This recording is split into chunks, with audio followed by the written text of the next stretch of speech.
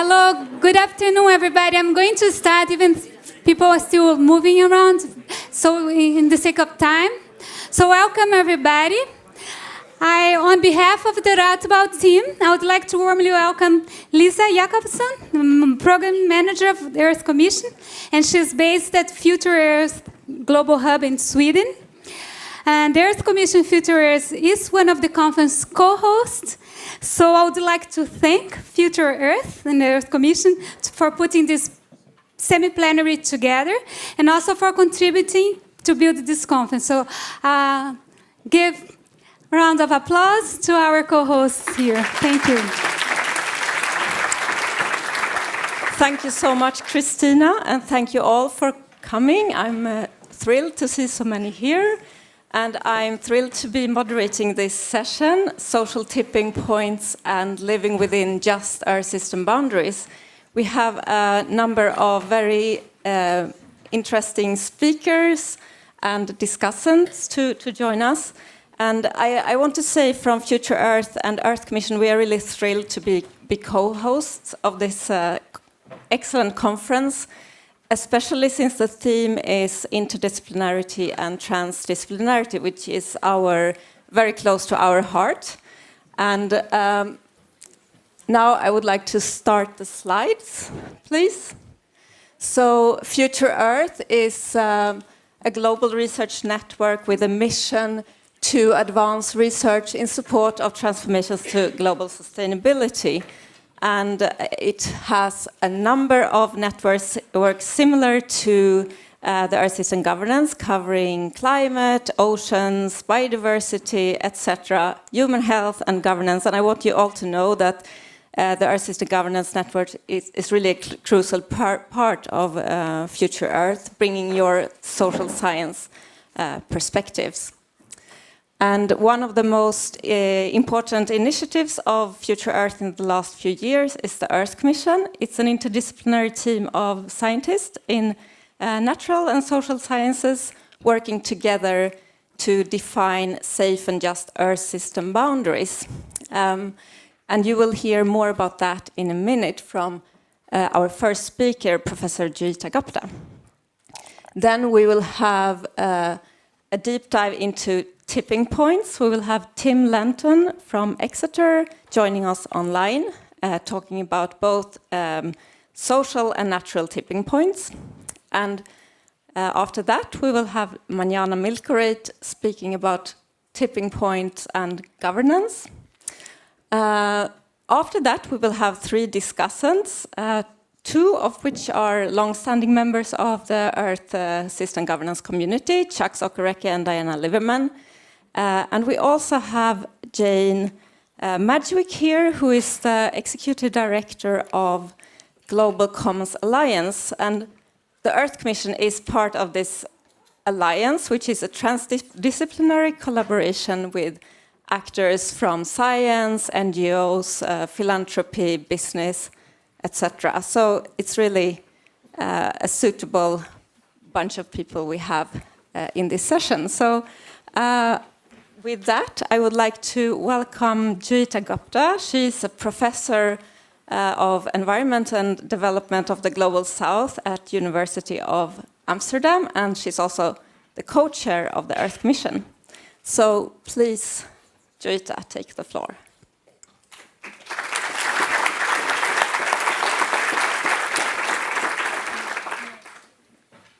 Slides, please.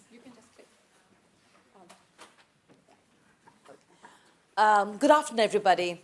I'm going to tell you a little bit about the work that we have done so far because our project has reached maturity.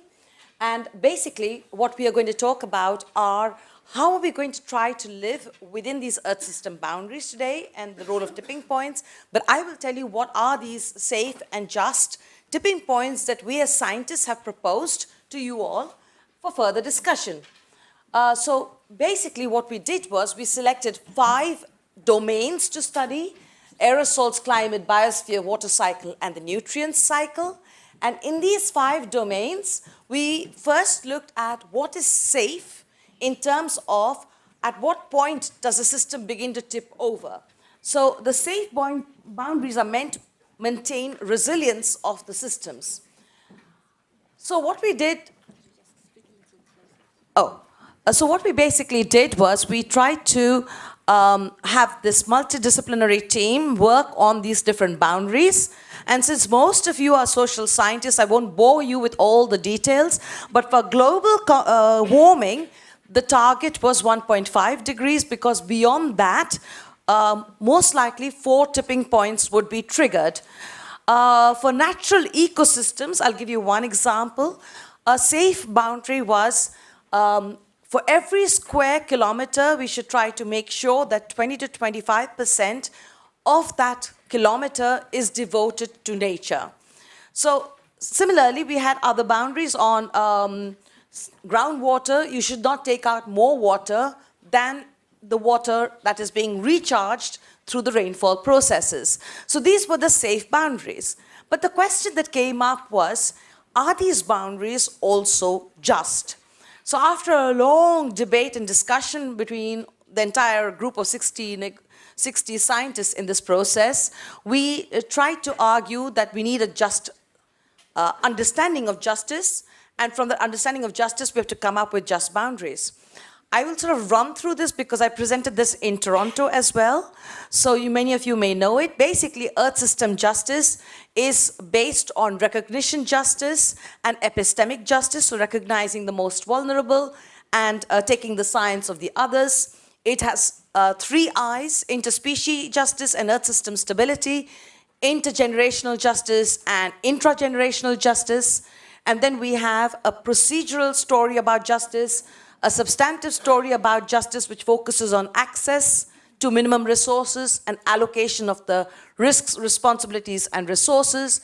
This is the narrative, and this is then applied in terms of ends, that is just minimum access and just no significant harm boundaries, as well as means, which is the transformation story, which is still under review.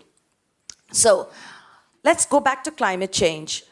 At 1.5 degrees, we found that 200 to 500 million people will suffer a lot from sea level rise. And already at 1 degree centigrade, tens of millions of people will suffer from very high temperatures, or what we call wet bulb temperatures. And this basically means that if we agree to 1.5 or 2, we implicitly accept that millions of people worldwide will die because of extreme weather events or sea level rise or some other aspect of climate change. And so therefore, we propose that 1 degree is much more safe and just than 2, and the more stringent of the safe and just target becomes our target. So this is one example of how we argued what is just climate change in terms of boundaries. Now, boundary, of course, doesn't mean that the way it is achieved is just. So that's another part of the story. So then to move to the next slide, we tried to look at all the proposed safe boundaries. Now, the safe boundaries are given in green. The safe boundaries are given in red. The just boundaries are given in blue, and the safe and just boundaries are in green. And the green area is the safe area. And in 3 areas, we have revised the proposed safe targets. We revised it in relation to aerosols because 7 to 9 million people die annually from air pollution, and we felt that was very important to account for. And in terms of nitrogen pollution, we've tightened the boundary because eutrophication sets in later than the pollution in the water for drinking water purposes. So these 3 we did, but that doesn't mean that the rest is automatically just. If you guys give us good reasons, we will change it. This is the first time we're trying to do this, so it was quite difficult. And then to move forward, are we inside these boundaries or are we not as a global community? And the yellow balls show you where we are. And basically what you can see is we have breached 7 out of these 8 boundaries. The only one we have not breached at global level is aerosols. So at the global level, the aerosol boundary is not breached, but it is breached almost everywhere in the world at a local level. So if you look at the places, the geographical location of where boundaries are also breached, and this is part of the justice narrative. We can't just talk about one number, we have to look at it in terms of spatial resolution. Then we find that at least 2 boundaries have been breached for more than half of the land surface of the earth, as well as affects more than 86% of the world's population. So for us, from a justice perspective, it's really urgent that we take action. But the next question is, can we actually live within these boundaries? Now, if we are already outside the boundaries, then today it is impossible to meet the social goals of the SDGs without crossing the boundary, because we're already outside the boundary. And what we did was we looked at the SDGs, we picked 4 social goals: access to water, food, energy, and infrastructure. And we're really talking about really small sums. So for energy, we're talking about 3 bulbs and a refrigerator. For home and infrastructure, we're talking about a house the size of a parking lot. So really tiny spaces for people. That's the minimum. And then what we did, this is the result of a complicated analysis. We calculated how much food you need in terms of calories, and what does that translate into a sort of a balanced diet? What does the balanced diet mean in terms of how much land is needed, how much CO2 is emitted, how much water is needed, etc.? And that's what you can do when you have such an incredibly interdisciplinary team. You can even calculate what the CO temperature rise is going to be. That part we haven't shown you here, because that's in the bit that is not yet passed peer review. But what we can show you here is that the current pressures are in blue for the different domains. If you provide people a dignified life beyond survival, that's very minimal. Then you go into the sort of yellowy orange zone. If you provide them a little bit more to escape from poverty, then you go into the pink zone. And you see on climate change that for the year 2018 or 19, if you wanted to meet the needs of people, given the existing infrastructure, you would have massively crossed the global boundaries.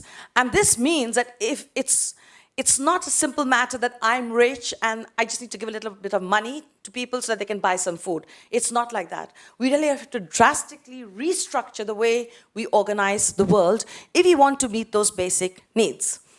So that's the message from this particular slide. And basically what that all adds up to is, if we want to live within the safe and just boundaries, then a lot of justice issues will rise. And one of the justice issues that I'd like to make more prominent for you is, again, the groundwater story. Groundwater is the bulk of fresh water for everybody on Earth, and it is used extensively in agriculture. But now, if we tell people that they can only use as much groundwater as is being recharged, this is going to be very painful for many countries in the world. So there will be pain today. And is that just? And our argument was, yes, it's just, because if you allow that, houses can slip down so you can get land subsidence. Also, tomorrow you may not be able to grow the same plants, let alone a few years later and the future generation. So we took a lot of aspects into account to say this looks to us as a just storyline. But I'm pretty sure that many of you may come back and refine that particular story. Anyway, so we are at that yellow spot outside. The red line is your safe boundary. The blue line is the just boundary, because the just boundary is more stringent in our cases than the safe boundary. Then, how do we find a space? Because all of us are outside the boundary. So what we did was a calculation of what would happen if we gave all of us, rich and poor, only 3 bulbs and a refrigerator, a house the size of a parking lot, etc., etc. So everybody in the world, and that's your dotted blue line. And that is what we have calculated in the paper that is currently under review. And then you get a space. So this is based on the prioritarian approach to justice, that first basic rights and then sharing. And the next part is how do we actually share the space? This is all a theoretical exercise, and there's a long way to go before any of this can become practical. But this is the introduction to the story about tipping points.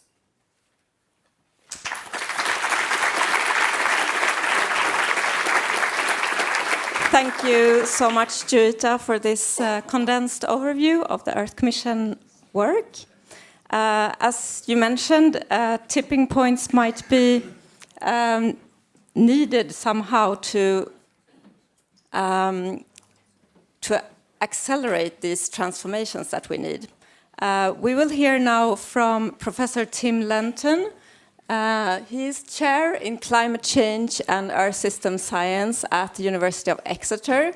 He is leading a report on global tipping points, both in social and earth systems, that will be launched at COP quite soon.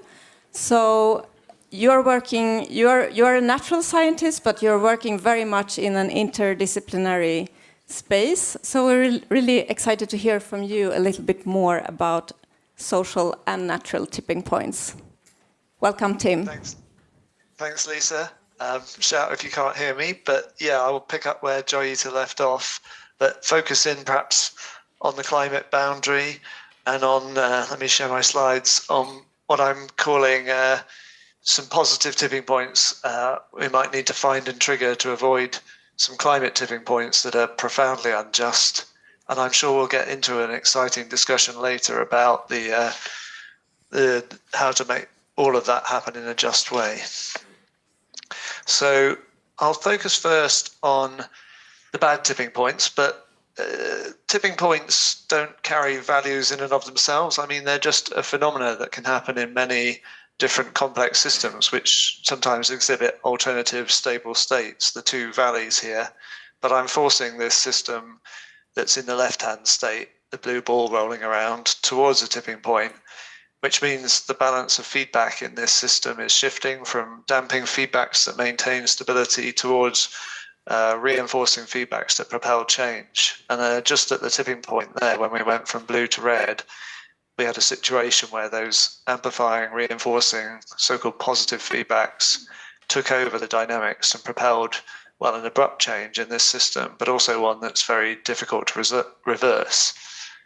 And quite a lot of the work we've done in one working group of the Earth Commission was refreshing a map I'd drawn 15 years ago of the different, what I called tipping elements in the climate system, updating the list or the map so that now we actually have two maps.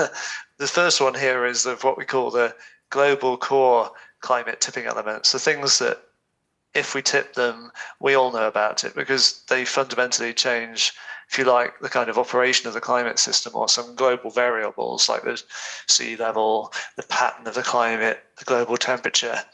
I'll come back maybe in a minute to say a bit more about the impacts of one of these, the collapse of the Atlantic meridional overturning circulation. But you see already on this map, well, some major ice sheets, West Antarctica and Greenland, which, as we'll see, we find it difficult to rule out that they're already at, if not past, their tipping points, and together hold enough ice to raise the sea levels of the world by over 10 meters. But we've also got major bits of the biosphere here, like the Amazon rainforest or part of the boreal permafrost.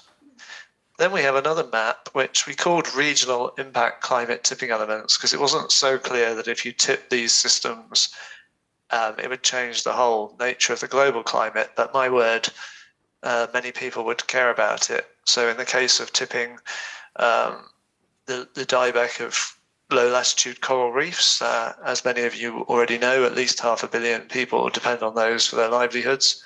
And of course, tipping a shift in the Sahel and the West African monsoon would be, would have profound humanitarian implications.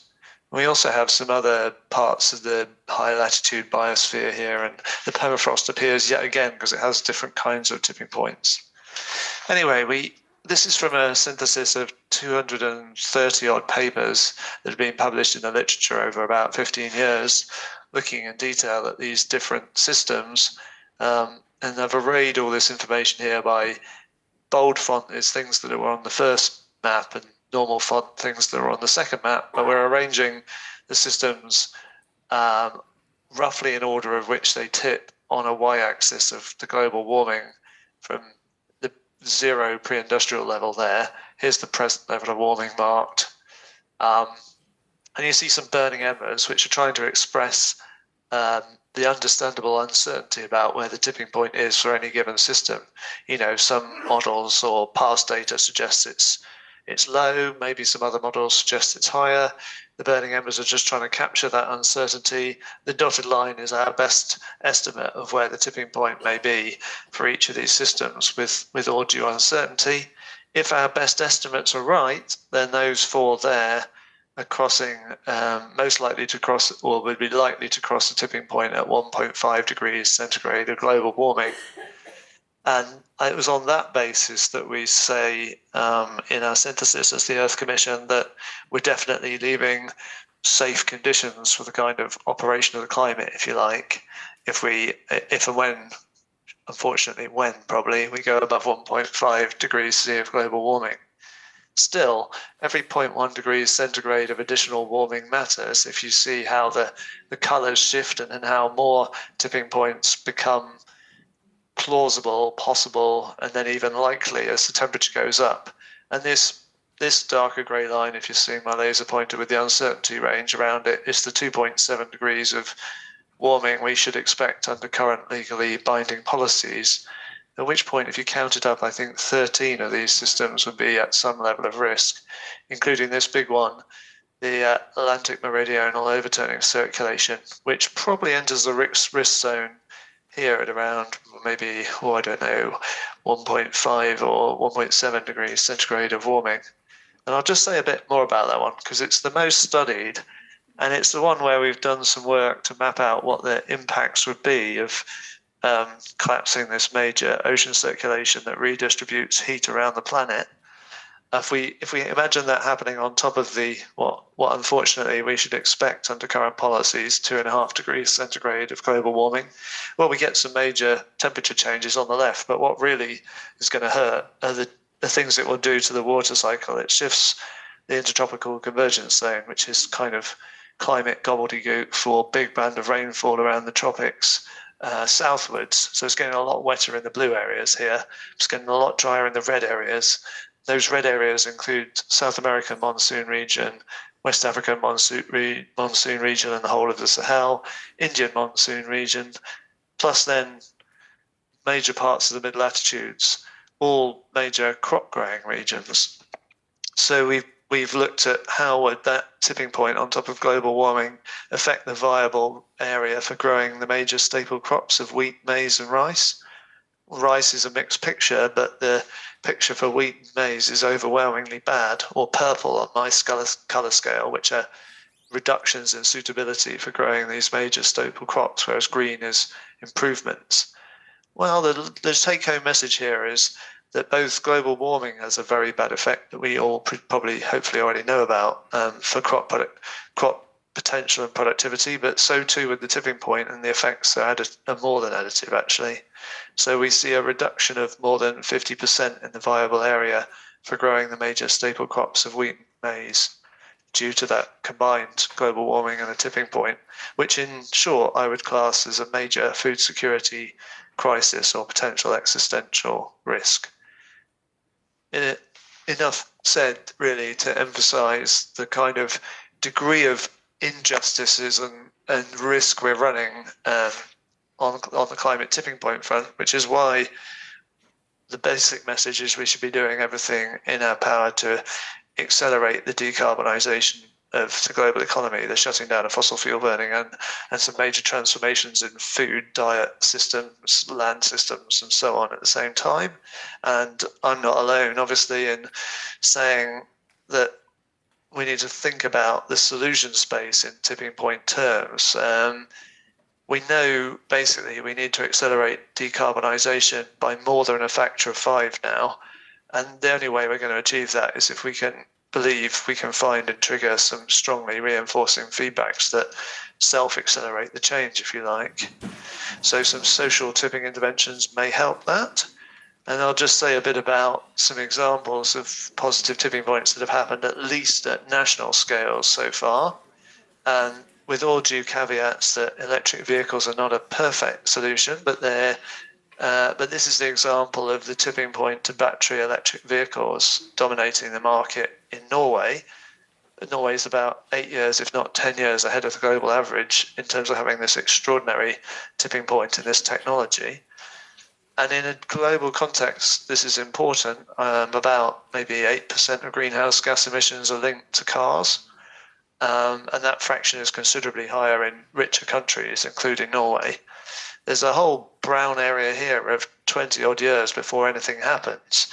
But what's really important, actually, is that this tipping point and the fact that it's happened in Norway first goes back, actually, before this graph starts, to 1989. And actually, surprise, surprise, goes back to social activists, these characters here, some of whom you may recognize, who came up with a list of 9 key policy demands to the Norwegian government that would incentivize a transition to electric vehicles. And because this character here and his band are very famous, Morten Harket and Aha, they could use the fact that the media was following them around everywhere to effectively shine light on their proposal, get the Norwegian public's attention on the possibility of this technology shift, and so on and so forth. Not time to walk you through the whole story, but it was led by social activism first, policy followed, and it's now a transition that is spreading globally. This is in the stack bar chart, this is the global fleet of electric vehicles going up an exponential growth curve with a doubling time of about 1.5 years at the moment. And the reason it's an exponential growth is because of a very, very strong reinforcing feedbacks, learning by doing, economies of scale, we would call them, associated with the declining price of batteries, which are these various dotted lines and the price on the left axis. But batteries came down in price about a factor of 10 in the last decade. They then kind of stalled with the war in Ukraine in price here, but there's no sense that that's denting the growth of this technology. And in fact, the price is, by all projections, going back down again now for batteries. Now, that might seem very technological, but this is kind of important, not only for that chunk of greenhouse gas emissions, but because of how change can potentially cascade from one jurisdiction to another, but also from one sector to another. So what we're kind of seeing already globally is other nations are following some of the leads of Norway with progressive policies and thus bringing the tipping point to electric vehicles forwards. The more that do that, the stronger the reinforcing feedback gets to work of bringing down the price of batteries the more cars you make. And this is crucial not just for tipping cars worldwide to a cleaner technology, but also because then that opens up lots of avenues. Cheap batteries enable electrifying goods transport on the roads, which is another 5% or something of greenhouse gas emissions.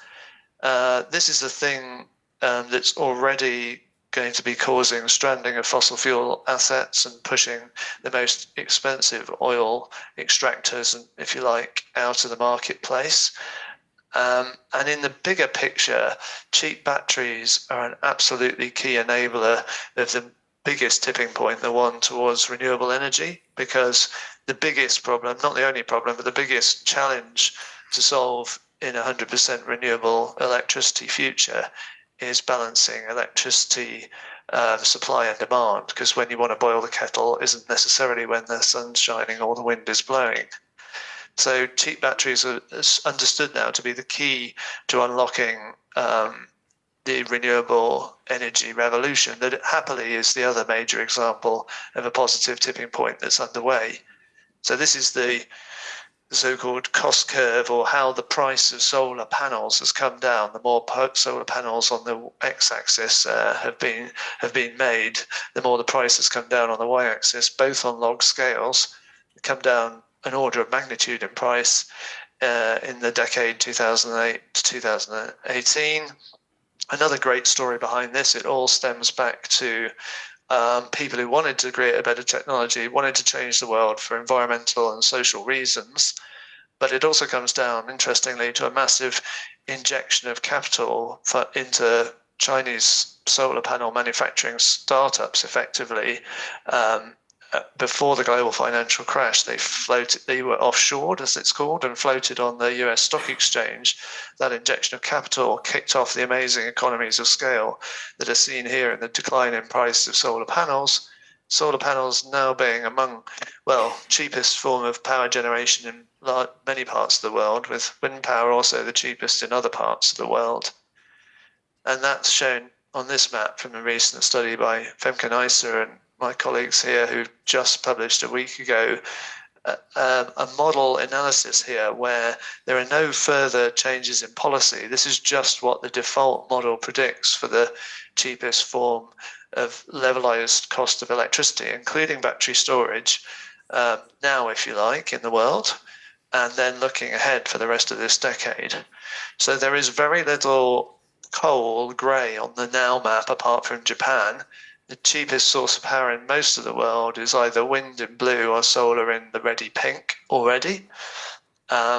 This is a new for new comparison if you're curious. So there's another tipping point, if you like, where you're trying to reach the point where new renewables plus battery storage is cheaper than an existing coal-fired power station. That's a little bit further into the future, but not far, only a few years behind this new for new tipping point. And what you see here is solar is the one that's coming down in price the most. And this model predicts already, as you see, solar dominating as the cheapest form of new power generation by the end of the decade. And it predicts that even without extra policy, solar will be 56% of global power supply by 2050, and all renewables will be more than 3/4 of global power supply in 2050. And all we need to do now is try and make that happen sooner and further and faster with extra policy. Anyway, my time must be running out, but let me get towards the end by emphasizing that we already see the evidence that I tried to spell out, that there's positive interactions between sectors of the economy here. So the cheaper batteries enable the renewable energy transition. Hopefully I explained that one okay. But also the renewable energy transition reinforces the transition to electrifying transport, because it's giving us the cheapest form of electricity we've ever had, and it's cheaper than fossil fuel electricity has ever been, and that's an extra incentive to electrify mobility. But then I won't go through them all, but then there are lots of other persuasive reinforcing feedbacks between other sectors of the economy. And therefore, if you're thinking in governance term, or you're trying to imagine giving advice to policymakers, you can identify policies that will be super effective, not just at bringing forward what I'll call the positive tipping point in a given sector, but can also trigger what I'd call cascading positive tipping points across sectors. And we identified 3 of those policy interventions in a report we did earlier this year with Systemic. But I can give you the simple version that we already know that it's no low or no cost policy options, like, for example, mandating that a certain amount of the ammonia in future fertilizers should be green ammonia that's produced from using renewable electricity to split water to get the hydrogen in the ammonia. If you mandate that, X% of ammonia in fertilizers should be green ammonia in 2025, and then that should rise to Y% in 2027, and so on and so forth. We know that that kind of policy is, in our models at least, usually the most effective at forcing innovation and change within a sector. Anyway, enough said. I think I've tried to give you a bit of the evidence that there are important positive tipping points out there. There are more that could be triggered. There's ways of thinking in systems that can help us see what they should be. There's a whole lot to discuss about the justice dimensions of those technology shifts, but it's all motivated by wanting to reduce the absolutely gross injustices of letting climate change continue. We're producing an update on the global tipping points shortly, and Manjana, who's up to speak next, is leading a whole chunk, one of the 4 major chunks of this report on okay, how do we govern the Earth system tipping points? And Lara Pereira and others have also got a chunk in the report about, okay, what are the governance challenges in the positive tipping point narrative? Because there's plenty there. Thanks a lot.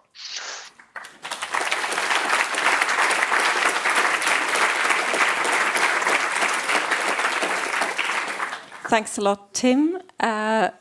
The tipping points in the climate system and their potential cascading effects are certainly quite frightening. The tipping points in social systems are raising a little bit of hope, but it's not so straightforward. It's also about norms, values, behaviors, and governance. And Manjana Milkoreit is a postdoctoral fellow at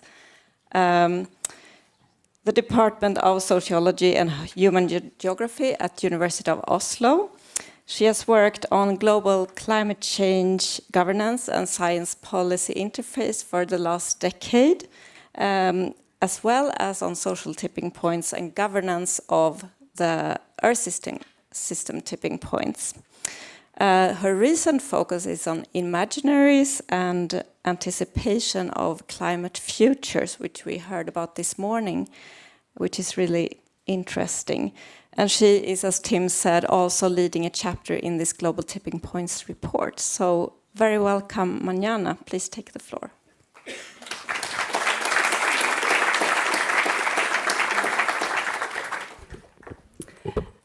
Thank you very much for the invitation to be here.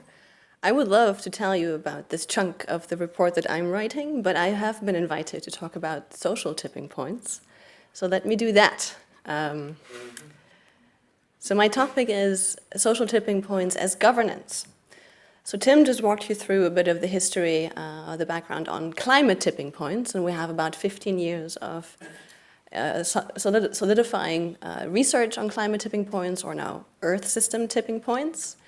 And we have about 5 years of research on what we call social tipping points to counter those climate tipping points. So Tim has given you the logic for those, but we have seen a groundswell and a growth of social science work on this particular concept that is still pretty new.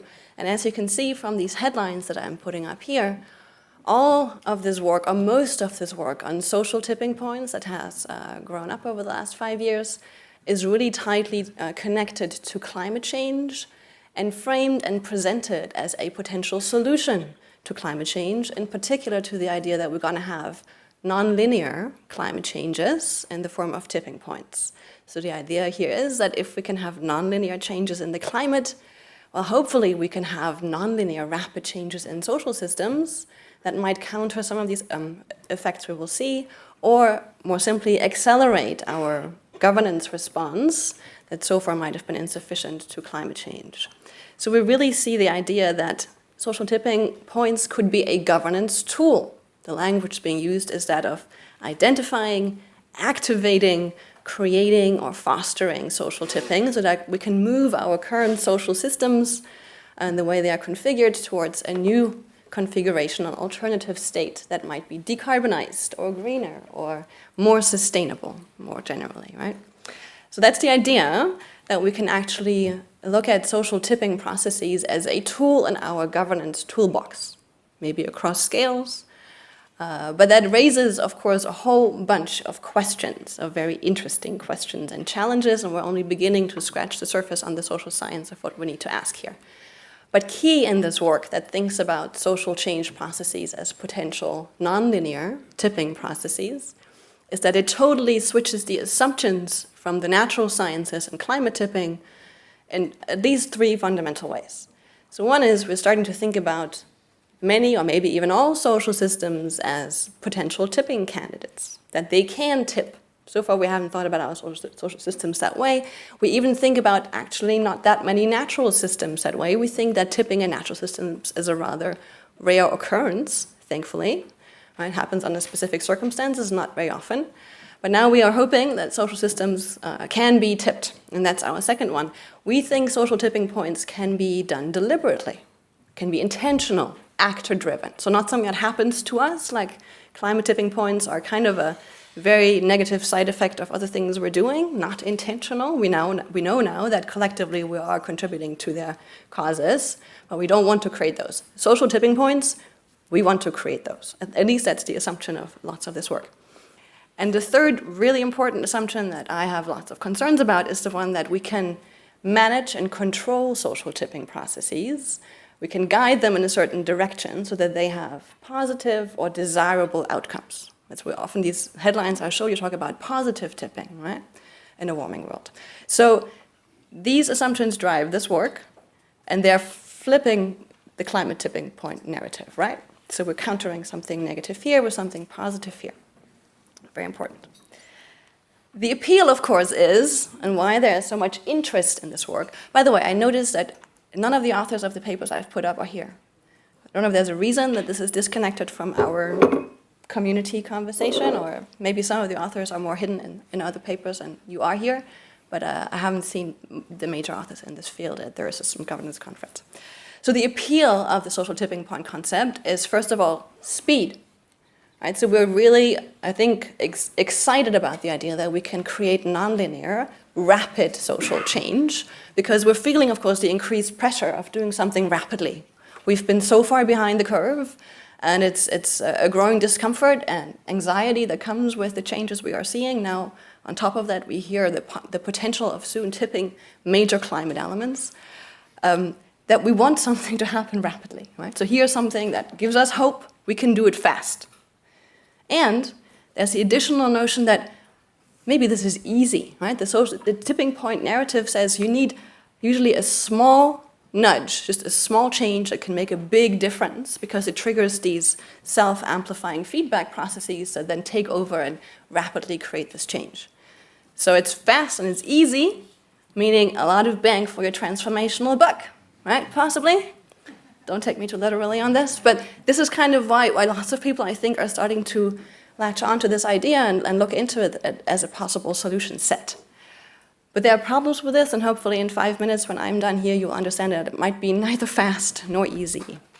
So there are lots of challenges that come with this idea. I think the fundamental question is then, how can we make this happen? If you assume we can make it happen, that it is possible, right, that social systems tip, we can create the agency for it, and we can figure this out. There is still a set of challenges that comes with this, and I'm listing a few of them. I have no answers or solutions to any of these. We have hardly any research on any of this, but this is a big invitation for all of you to start looking with me and this growing field of scholars into these questions. So a challenge of here is that when we're doing social tipping, we are actively engaging in undoing social stability. And that, by the way, is the same thing we're trying to do for transformations, right? We're wanting to undo current systems that are very stable in place and very resistant to change. We want to undo those and create a different kind of social state. When you take the idea of complex social systems seriously, though, these kinds of chain processes are not necessarily knowable and predictable in a certain way. Complex change processes are to some extent uncertain, emergent, and have surprises. So there is very certainly going to be there will be side effects, results, or endpoints that we did not predict and did not foresee. So how do we deal with the fact that there's maybe a limited dimension of manageability or controllability? Then, like any social change, we have to deal with resistance, possible turbulence, maybe even violence, especially when you push rapid change rather than our current change efforts that we're already have been trying to generate. They create resistance too, in many ways. So when you do it faster, put more pressure on the system, you're likely going to create more of this kind of resistance. And that's tied to the idea that any change process will have winners or losers. So no matter how we define positive tipping or desirable tipping, this will change, these processes change conditions for people, and some of these changes will not be positive from the perspective of some of the affected populations. So what is positive? Who defines it? And who then has the authority or legitimacy to initiate this kind of process or to drive it, if anybody is in the driver's seat for a complex process like this? So how do we think about democratic foundations for social tipping if we think we should be engaging in social tipping as governance? So as I said, we don't know a whole lot about how social tipping works and who can make it happen and how, but some of the emerging work is addressing two key questions, and I want to briefly touch upon those. One is enabling conditions, and the other one is agency. So enabling conditions speaks a bit to the question of, is it really easy? So there's the assumption that you just need a small nudge to push a system over the edge here. This is this kind of common depiction of tipping processes in this stability landscape where you have two valleys that represent two possible stable states, and the system can move from one to the other. And then the system, though, has to be pushed up all the way to this hill there to actually start its process of rolling into the other stability domain, if you will, right? And that work of getting the system up to that point where it is actually ready to tip, or in a condition to tip, that is hard work, right? So it's not actually that only this last bit of nudging that puts it over the edge is relevant for the tipping process, but all this work that goes into these enabling conditions. And Tim earlier mentioned this example of the EVs in Norway, and he said, that process started in the 1980s, and it took decades to create the enabling conditions, and that's true for probably any social tipping process you might want to create. There's a lot of work that goes into putting the system into a condition or set of conditions where another little nudge initiates these self-amplifying feedback processes. So this is not necessarily easy. There's also this way of looking at it, that you can not just try to push hard on the system itself by interfering with it or creating disturbances, but by starting to erode the current stability basin it is in, by changing the structural conditions so that you need less of a nudge to get it over the hill. Again, creating enabling conditions is hard social work and might be very different for the system you're talking about. Like, for example, if you want to change meat eating in Texas, or if you want to create EVs in London, very different things you got to do to create the enabling conditions for a tipping process. How much time do I have left? 2-3 minutes. 2-3 minutes. Okay, good. So then let me talk a bit about this idea of agency. If we want to create enabling conditions, that is of course one domain of agency, but you might already understand that creating social tipping processes is a very complex process and usually involves multiple actors. This is not something one actor or even type of actor can do, but often involves actors across different spheres like policymakers, industry and technology, civil society, so lots of different types of actors who have to do things somehow in sequence without necessarily knowing each other often. So we have a big question of interplay and sequencing of different actors in this change process.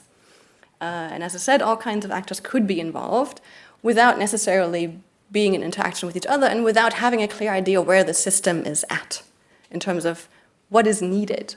How close are we to the tipping point? This is often completely unknown or hard to read and hard to gather data about it in a social system. And then one really important thing that is, I think, to consider is that agency for social tipping has to consider in what stage of the process, the tipping process you find yourself in. So currently, since we're thinking we have to try to trigger tipping points or move systems towards tipping points, we're focusing very much of this, like, how do you create these enabling conditions? What do we do to make a system more likely to tip? And that might, as I said, involve very different things depending on what kind of actor you are. But then there are, of course, other phases of the tipping process. Once you're beyond the tipping point itself and the self-amplifying feedbacks kick in and change accelerates, if you will, things can become more turbulent. Change sets in, maybe side effects show up that you didn't expect. So how do you manage the turbulence of the change process itself? Very different skills, activities, capacities, and decision-making approaches will be probably necessary in that phase of the change process compared to this uphill process, let's call it that way.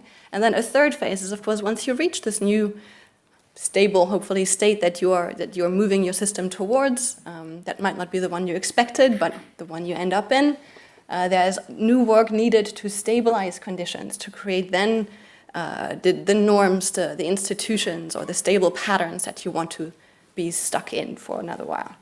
And there might be real limits to that in social complex systems in terms of what is possible, what is predictable, and what is manageable. And at several points, I've already mentioned that there are, of course, significant risks, ethical and justice concerns, not just in terms of trying to avoid harm, but the kinds of harm you might be, or the risks you're creating with this process of social tipping itself. So it might be a tool that has its own justice implications that you want to probably think about.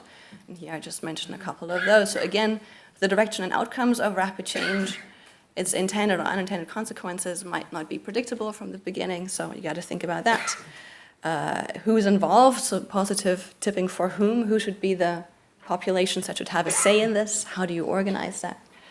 Marginalized communities, their representation and power in these processes. So lots of well-known issues to this community in governance processes across the board, and they certainly exist in this domain as well, so we have to think about that. I wanted us to maybe then think through what this might mean for tipping out of the fossil fuel economy state, because that is, this big paper that motivated lots of this work, tipping towards the decarbonized state of the world or the economy motivates this, but is it reasonable to think about the world like this? Can we really think about the fossil fuel economy as, a system that sits in a stability landscape that you could possibly push out of this current system in a rapid fashion? I don't hear some ideas of which activities or things might have eroded the stability basin for the fossil fuel economy already, but there are, of course, also then activities that might push this system up or down within the current basin. But this analysis is really difficult. I'm not even sure it's useful to do this because it's so metaphorical in some sense. But maybe it does help us to think through what needs to be done and what sequence and how to do it. So I would love to hear your thoughts about this in the Q&A, but that's all from me. Thank you.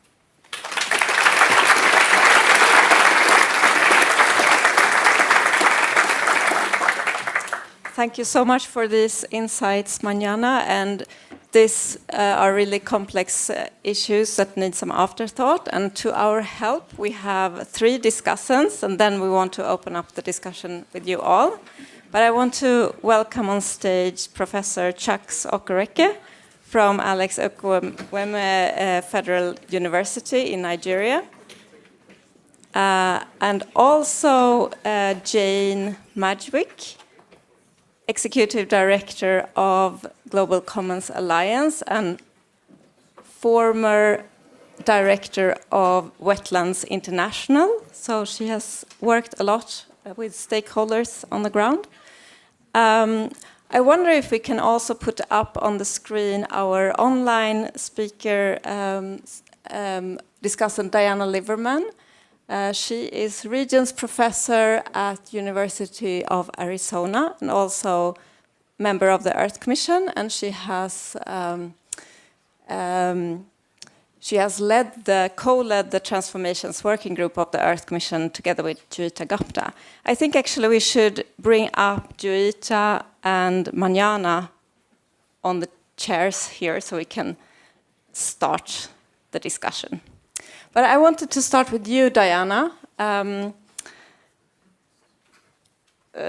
Yes. Hi. You have worked a lot on just transformations and also on climate adaptation within the IPCC. So I wonder, what are your reflections on what you have just heard? What are the pros and cons with the concept of social tipping points? And do you see a potential for social tipping points to accelerate transformations to a safe and just society? Thank you, Lisa. I wish I was there in person, but my carbon footprint is lower. It's very early in the morning, so excuse me if there is dog barking or coyote howling or other dawn greetings to you. So let me just make a few reflections that really could be in response to any one of the talks. So my biggest concern with the positive stories about social tipping points is the question of scale. And, I think perhaps if Tim had different sorts of axes, we might see that. And I took a look at the extent to which renewables have been adopted around the world as of 2022. And the rate of adoption, yes, it's impressive, but the scale of adoption is still pretty pathetic. Overall, renewables are only 14% of global energy use, and half of that is hydro. And if you look at the adoption of solar PV, I think the data shows it's about 6% in China, 8% in the EU. It's only 5% of the US. So whilst we can celebrate the spread of renewables, how do we actually get it to scale? And Tim had a model that suggested we could, but I wasn't convinced that we can scale up that particular positive tipping point fast enough to avoid the Earth system tipping points. And my second comment would be with regard to justice. And Manana sort of hinted at this in her last slide, which is who actually has access to these technologies or other incentives that can be seen part of social tipping points towards sustainability. And I think particularly in the US about the ability of the poor and even people with a middle level income to access solar PV. I have people say, oh, but you get these great tax breaks. Well, if you're poor, you're not paying taxes. You don't have the upfront costs. And the ability to promote adoption of renewables amongst the poorest populations is extremely challenging. The Inflation Reduction Act tries to help, but it really isn't going to reach, for example, many of the people who are renting. So the question of equity in who actually benefits from the social tipping points is extremely important. And of course, it interacts with Joida and our analysis of what happens if you bring 700 million people out of poverty, the 10% of the world's population who doesn't have access to electricity. How do we ensure that they can escape poverty in a way that is low carbon? And what social tipping points really allow that to happen? It's not going to be electric vehicles. It might be renewables. A couple of other points. For me, transformative social tipping points can't rely on individual behavior or even just on some technology innovation. It's got to rely on system change. And that requires that we address questions of global political economy, which in a way, Manana's last figure showed with the fossil fuels versus sort of citizens' movements. But how do we actually shift global political economy in a realistic way? For me, that's the most important social tipping point. And I also wonder whether we understand the role of electoral politics and elections in promoting tipping points. And I think about this when people talk about the successes of the Inflation Reduction Act under Biden, which will apparently result in a 50% cut emissions in the US. Well, that sounds good, but it's not enough given the US's historical responsibility. And then the final point, which is made in some of the papers that Tim and Manana and people like Laura Pereira involved in, is about the risks of the tipping point discourse. And here I think particularly about a panic about the Earth system tipping points leading to dangerous experiments with geoengineering.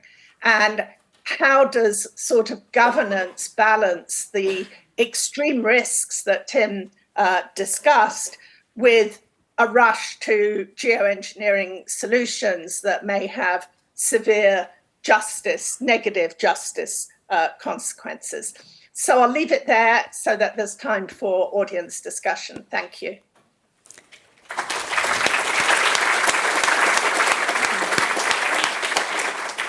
Thank you, Diana. I want to turn to Chucks. You are working in Nigeria with many kinds of actors. So I wonder, what are your perspectives on this? Do you see any possibilities to nudge social tipping in your part of the world? Thank you very much, Lisa. Diana has stolen a lot of my thunder, but I do not have any. I won't begrudge her. But I can emphasize a little bit of what she has said, drawing from my perspective, as you just said, working very much on the ground with policy actors and citizens in developing countries, and especially Nigeria. And so one of the key points I wanted to draw out is that the presentation of the tipping, the social tipping point especially, as something that is positive. I share some dimensions of that, but we should also be very aware and conscious that you can socially tip a system to create another set of really ugly, unjust system. And so the presentation, for example, from Diana about the fossil fuel is where I would like to start. So I have done an analysis now that shows that many states in Nigeria will lose as much as 40% of their revenue when or if Nigeria makes a transition out of the dominant source of income, which is currently fossil fuel. And that many of them will not be able to meet basic social services, pay salary, pay pension, etc. And this number goes to a much higher percentages in some northern countries. Northern parts of Nigeria. And so unless we pay attention to the issues of justice, we could be tipping one bad system and creating another set of bad circumstances. And that's really why I liked Joyetta's emphasis on ensuring not just a safe, but a just boundary. And I cannot overemphasize the need for a justice dimension. In Africa more broadly, many of them whom I have tried to persuade to take climate action are coming back and really pointing their fingers as if I have deceived them. They say, we have drafted robust plan, we have made a lot of investments of our own to move towards a low carbon system, but we are poorer for attempting so. Our debt is increasing. We cannot borrow money at the scale or rate of interest like many poor countries, many rich countries. And we're still being pushed and pressured to adopt net zero targets. So it is distinctively possible to imagine a greener Africa that is poorer than it is now. When all the importation of the EVs and the solar panels that Tim has talked about comes from China or from Germany, or Netherlands, and but Africa will have had to have given up their oil to leave their oil on the ground. So then they'll have to find extra sources of revenue to import all these really green sources of energy, and then they become poorer for it. And so we need to really pay attention to the issue of justice. Yesterday, Connie was talking about new regimes unilaterally imposed by the EU on African countries regarding forest certification, which shows that many of those rules are creating more poverty, especially among small-scale holder farmers. And I can go on and on about how a range of different rules created by the northern institutions in the pursuit of a greener future is creating poverty on the ground. So we must really emphasize the justice dimension. But now when I turn to the justice, there are a lot of questions I have. The issue of dignity, for example, how do you define dignity? What is minimum for a group of people may not be minimum for another group of people. So defining what is a dignified life, I think, is still one area where we could make a lot of progress. And I wanted to also echo the fact that there is a sense in which this a fatalistic approach to painting the picture can lead to a race to solar geoengineering, which is also a topic that we have just covered, or other ways of trying to address the system that again creates more injustice. But otherwise, these are fantastic research, and I really want to salute you and thank you for all the excellent work that you have done.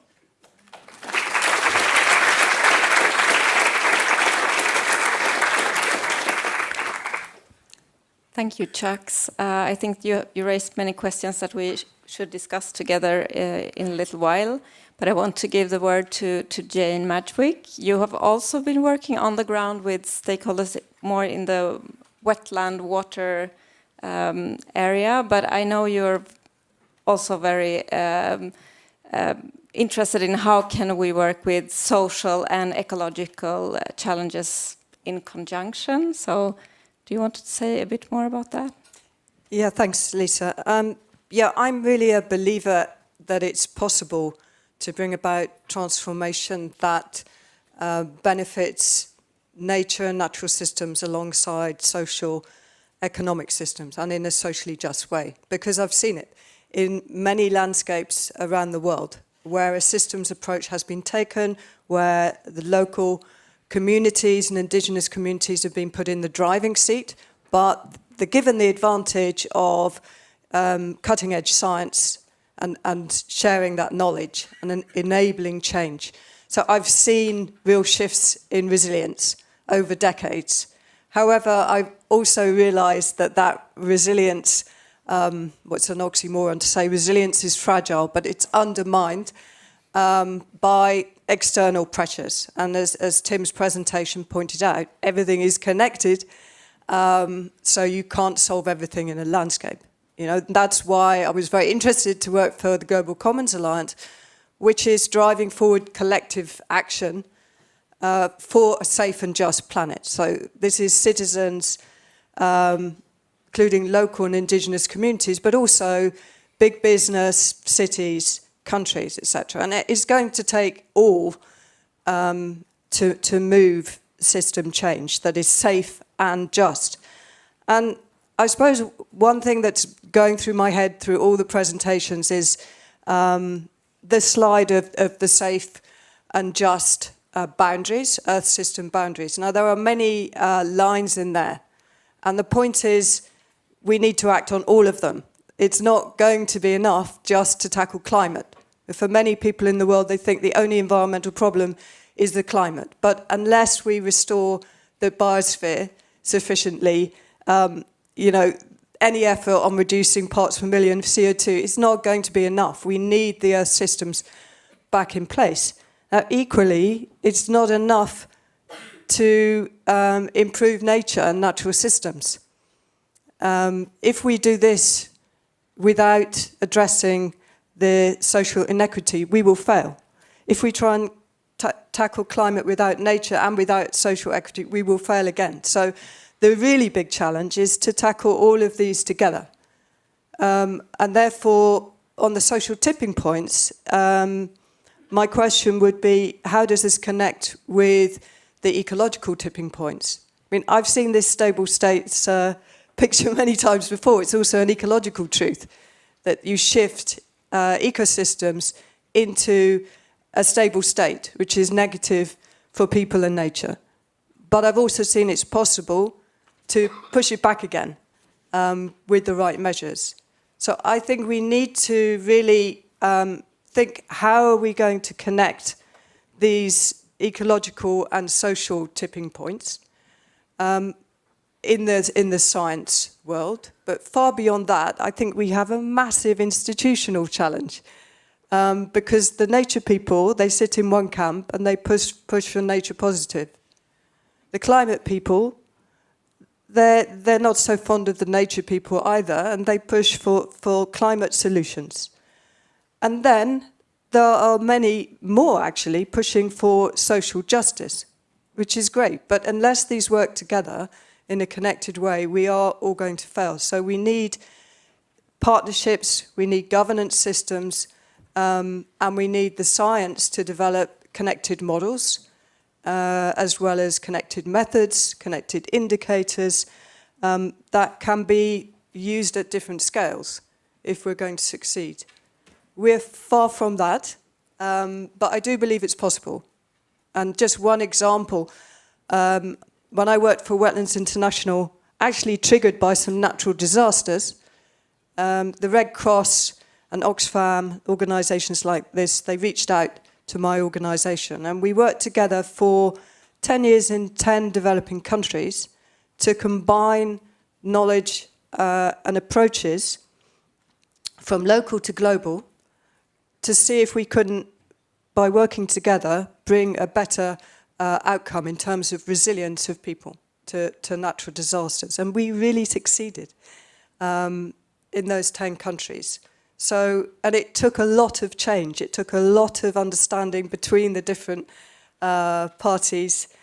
We all speak different languages, operate at different scales, have different methods, which we're fond of. So actually bringing these together was not easy. It took years. But when we did that, it really opened the door to radical collaboration and better outcomes. It's just one small example, but I do believe that that is the way we need to go. So it's all about connectivity. And lastly, I'm hanging on to Tim's words about cascading positive tipping points across sectors. I mean, this is the ultimate dream. The question is, how do we get there? And as I say, I think it's radical collaboration that is needed at the start. Thanks.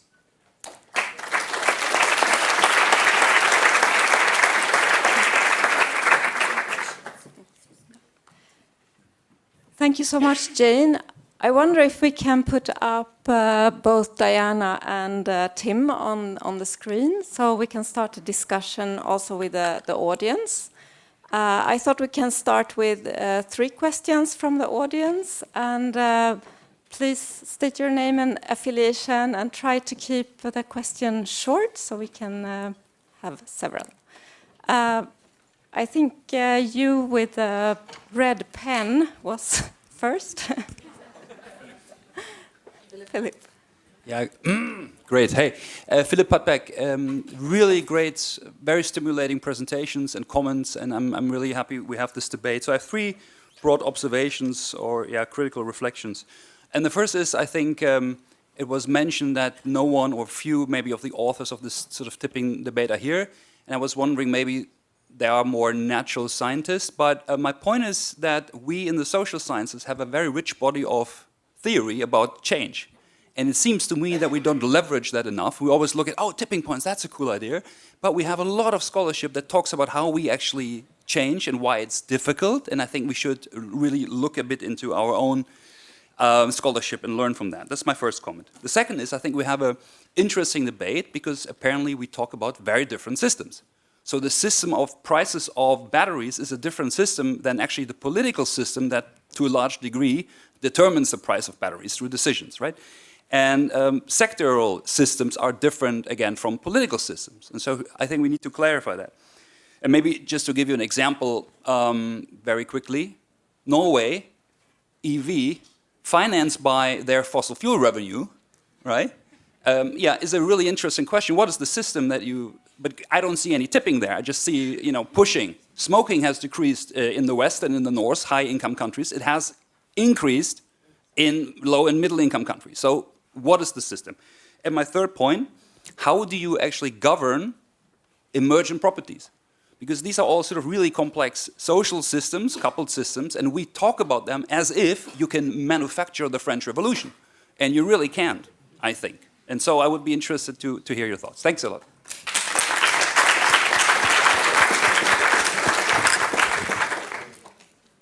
That was actually 3 questions in one, so maybe we can have a little bit of responses. Okay, so I'm sorry, I didn't see who was next. Can you raise your hands again? We have a question from the back and then a question here in the middle.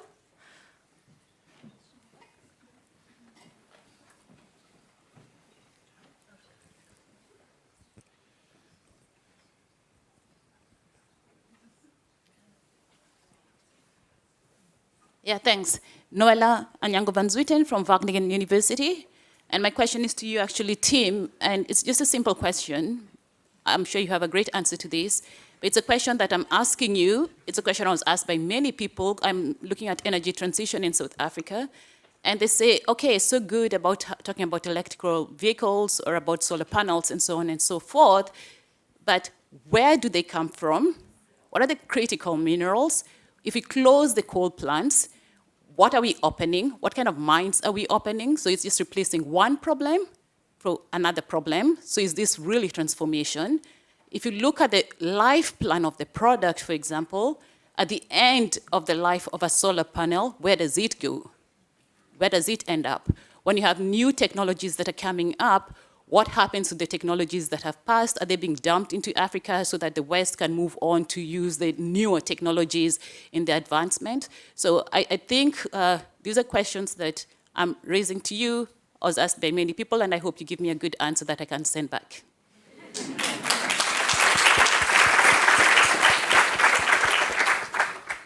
Thank you. Now to the gentleman in the middle.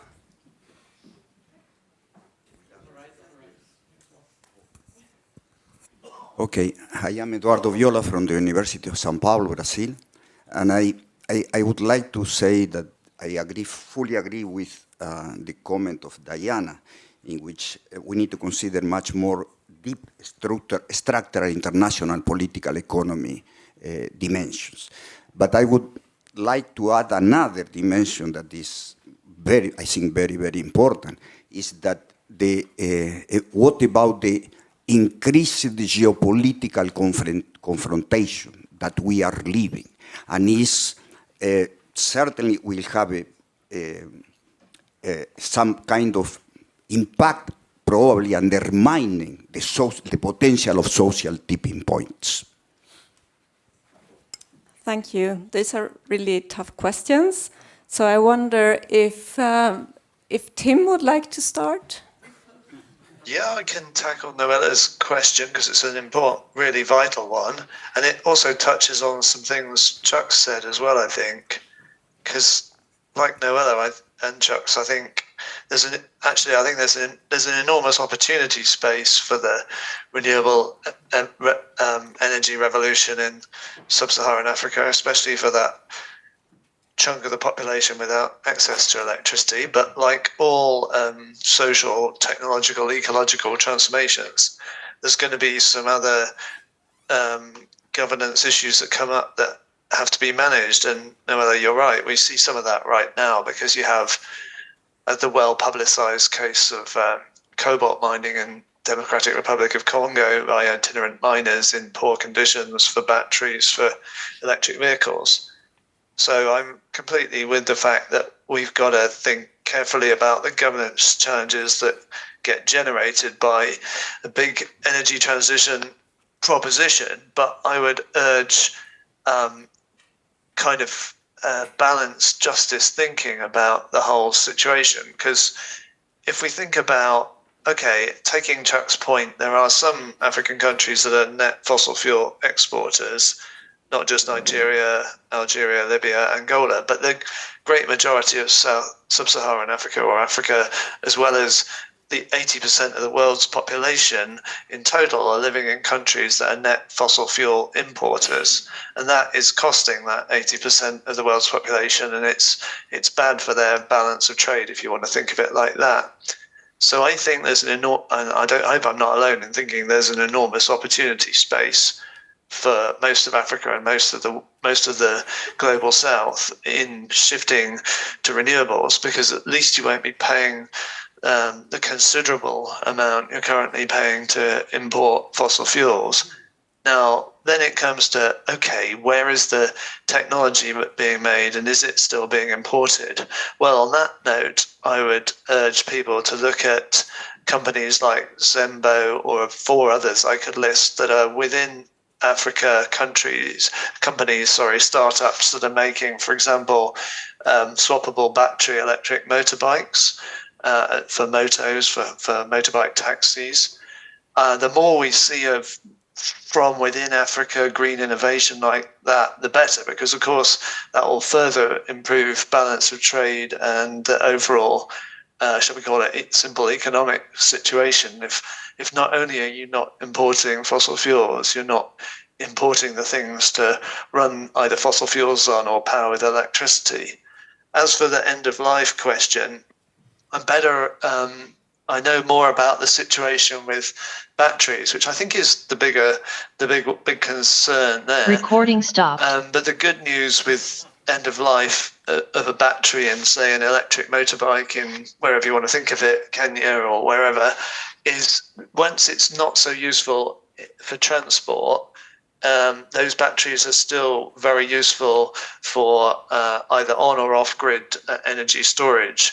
They're useful until they get down to about 30% of their original capacity, whereas for most transport uses, you'd probably stop Recording using in them progress. after 70 or 80% capacity. So a bunch of stuff there, which I hope helps slightly. And I'd also urge those that don't know about it to look at startups like Bbox, BOXX, which is all about bringing off-grid solar and battery storage to those who don't have access to electricity, particularly in sub-Saharan Africa, and doing so with a kind of pay-as-you-go model that makes it affordable and accessible.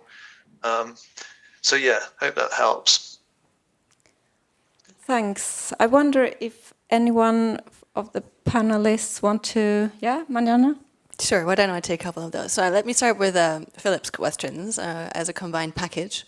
Just as a reminder, it was about leveraging the existing social science of change, clearly defining what system you're talking about because they're so different, and how to govern emerging properties. So these are all connected and speak very much to concerns I have, and I've tried to make some of these arguments in a paper I published recently, so I can point you to that. But in essence, you're right. I think we're missing out, or we're not leveraging actually lots of the theories that we have. Instead, we have a bit of a jump towards this new idea of the social tipping point. But existing theories might actually explain a lot of the phenomena we're interested in, so we can use those. And we need to be very careful in determining and defining and bounding the system we're interested in. And that is actually a really tough challenge, because complex systems are very hard to understand, to kind of determine from a researcher's perspective what should be in and out, how do I draw these boundaries, and how do I get data about this specific system to really show what is happening in it, at what speed, how to track change. That is tough. I don't have a good response to how to govern emerging properties, but I guess diversity in governance would be a good start. One other thing I wanted to pick up on is the idea of the structural political economy changes that were discussed or asked about in a couple of the points made earlier. And I want to link that to the way we're discussing social tipping points so far, which is very much in terms of technologies, technological replacement, and technological adoption curves. That is, I think, a too narrow conception of what social tipping could be. Also, if we broaden the idea of what it could mean to tip a social system, we might want to think more about the more foundational pieces in our social systems that are our belief and value systems. They're much harder to grasp, maybe harder to study, and also maybe harder to change. But if we can really figure out how to reconfigure the fundamental values that are actually structuring our political and economic institutions, including how we think about GDP and the pursuit of growth as a fundamental objective of government and a measure of success, right? This is rooted in understandings of how the world ought to be, so our ideologies, our worldviews. If we can figure out how to tip those and get rapid adoption of different kinds of value and belief systems, that might lead to the kind of, or might help with the process of restructuring institutions. Maybe not as fast as we want them to be, but I think thinking about social tipping in those, let's say, softer social dimensions, and so, again, social systems, we would have to think hard about what's the system we're thinking about then, belief systems, in what country or in what community or even globally. But I think that is a powerful domain of potential change that we need to understand much better. Thank you for that, Manjana. I wonder if Joita wants to come in with some comments about the geopolitical, the question about geopolitical conflict. I could come on that, but I wanted to begin with the social. One example, I think, of a social tipping point in sanitation is human right to water and sanitation. And that began, I think, early discussions began in the middle of the 20th century, and it slowly developed and developed and developed. And I think now most countries in the world are trying to get together some kind of sanitation system. It took a bit of a time, but you're seeing a tipping point because sanitation was such a huge problem for 2 billion people worldwide. So that was the first point I wanted to make. I wanted to make another point. I don't know whether it answers your question, but it sort of tries to address the question of North-South issues in relation to climate change. And 32 years ago, when I began the research, the rich countries were telling me the same question, same thing that you are telling me now, Jacques. They were saying, the problem is that if we stop using fossil fuels now, we're going to lose massive income, and then how will we finance your university, how will we finance medical care, and so on and so forth. And that has been the argument that many rich countries have used to postpone decision-making on reducing their own fossil fuels. Developing countries have also used the same arguments all through the years, and so I've lost sympathy with both rich countries and poor countries, because I think both countries should have had a plan B in their drawer, and I've heard that the Netherlands has no plan B. So we were not ready to deal with the Ukraine war and we didn't have any ideas how to get off fossil fuels fast. And the problem I see in many developing countries is they haven't moved forward with that thinking process. And so I have a feeling that what is more important, getting a higher GDP in Nigeria and in some of the other developing countries I'm not going to name, or being able to cope with the impacts of climate change right now. And my gut feeling says, and that comes back to your question, GDP. GDP is the problem for rich countries, is a problem for poor countries, and it's very difficult. But we do need to first address global debt. And I don't know whether that, to some extent, addresses your issue about geopolitics. I've seen global debt being cancelled year after year after year, and it wasn't really cancelled. It was recreated, renamed, reorganized. So I think we have to get rid of global debt as a part of the story, reduce interest rates. It's really a big problem that we have to deal with. But somehow we have to find a way out of this crisis together. Thanks. Give her one way out of the crisis. Yes, of course. But then we need to stop because we're on time. Like you, I can say that I've also lost patience. How about a way out being to let developing countries do what they want? That's fine. That would suit the Hindu mind very well, because we'll come back. Well, that's not consistent with all the targets that have come from the rich countries and been imposed on developing countries.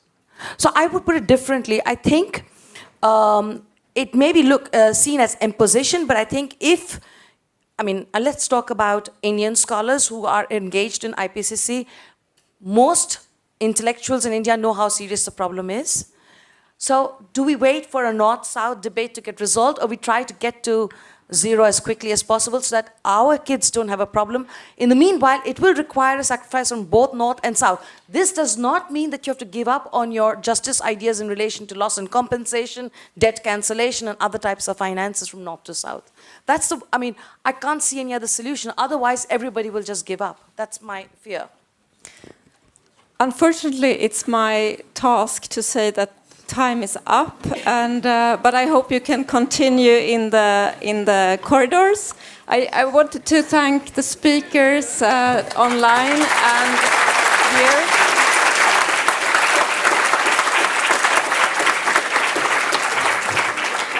I also wanted to thank all the participants and also our funders.